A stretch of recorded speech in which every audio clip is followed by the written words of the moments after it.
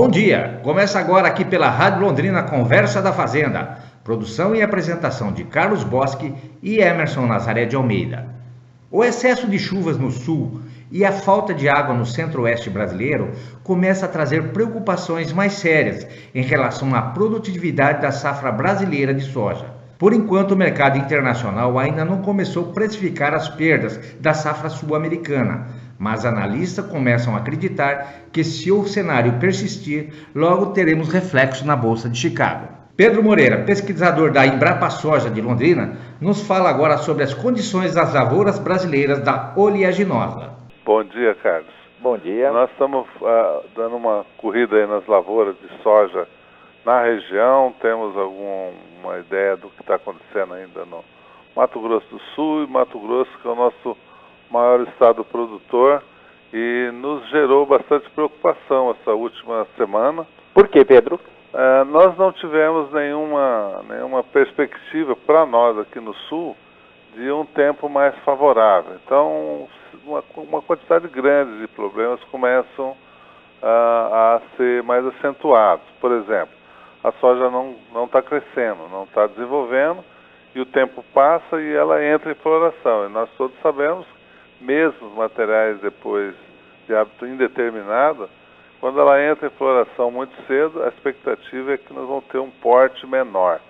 Sendo um porte menor, provavelmente nós vamos ter dificuldade de ter uma condição de safra cheia, né? Então, isso daria quanto percentual nesse caso do porte menor? Você teria mais ou menos como a gente avaliar uma quebra? É muito cedo para avaliar assim uma frustração, porque o tempo pode mudar, nós estamos torcendo para isso, né?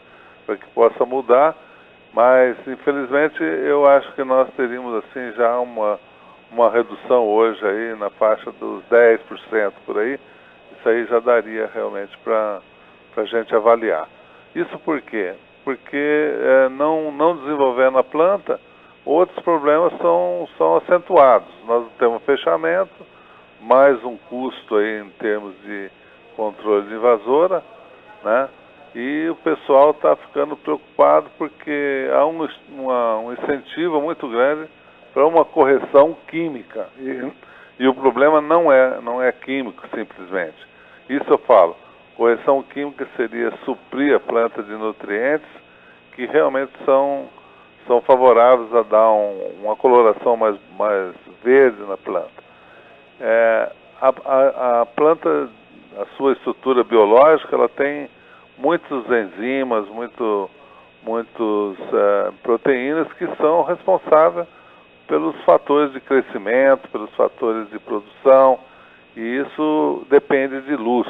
No caso específico, enzimas como a rubisco é uma das responsáveis pelo crescimento, e todo mundo está vendo que os internódios são pequenos e a planta está realmente com dificuldade de fazer esse crescimento. Essa enzima depende muito de luminosidade para poder fazer o desenvolvimento da planta. Pedro, você falou agora sobre as condições das lavouras aqui no sul. E o Mato Grosso, quais as dificuldades, o maior estado produtor do Brasil, quais as dificuldades vocês da Embrapa Soja aí que estão vendo lá?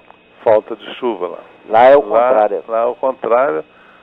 Algumas lavouras que foram implantadas não conseguiram se estabelecer, quer dizer, não germinou bem por falta de chuva, e o tempo está passando e daqui para frente já começa a ter problemas de redução de produtividade, simplesmente em função da época de semeadura.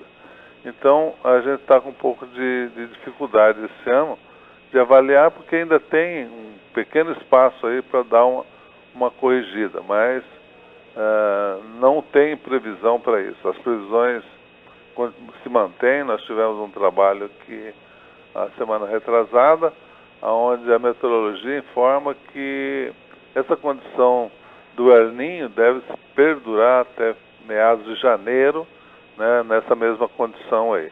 Então, inclusive o Instituto Nacional de Meteorologia, o INMET de Brasília, fala que o El Niño é o grau 3, né, o mais forte que já se ouviu até agora.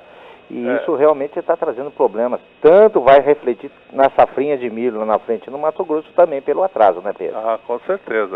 E a nossa também, né? Vamos ter alguma dificuldade aí para implantar essa segunda safra de verão ou de outono, né?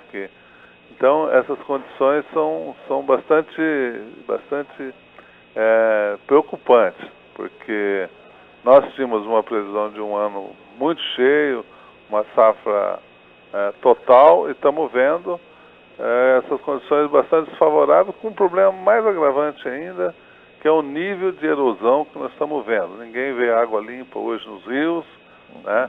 Há muita erosão nas encostas, e o pessoal vai ter um trabalho muito grande para refazer tudo aquilo que já estava pronto, com nivelamento de solo e tudo isso aí. Então, é um ano bastante preocupante, viu, Carlos? Nós estamos realmente preocupados. Vamos torcer para que São Pedro ajude a gente um pouquinho, né, Pedro? Mas obrigado por suas informações e a gente volta a conversar. Muito obrigado, tá? Obrigado, Carlos. Bom dia. Bom dia. Tchau, tchau. Enquanto isso, o mercado continua paralisado. No Paraná, as cotações oscilaram de estáveis a mais firmes em mais um dia sem negociações. No Mato Grosso, houve registro de preços estáveis a mais firmes, mas apenas nominais em um mercado sem negócios. No Mato Grosso do Sul, não houve reporte de negócio em um mercado com cotações estáveis a mais firmes. Nosso e-mail para contato é conversadafazenda@gmail.com.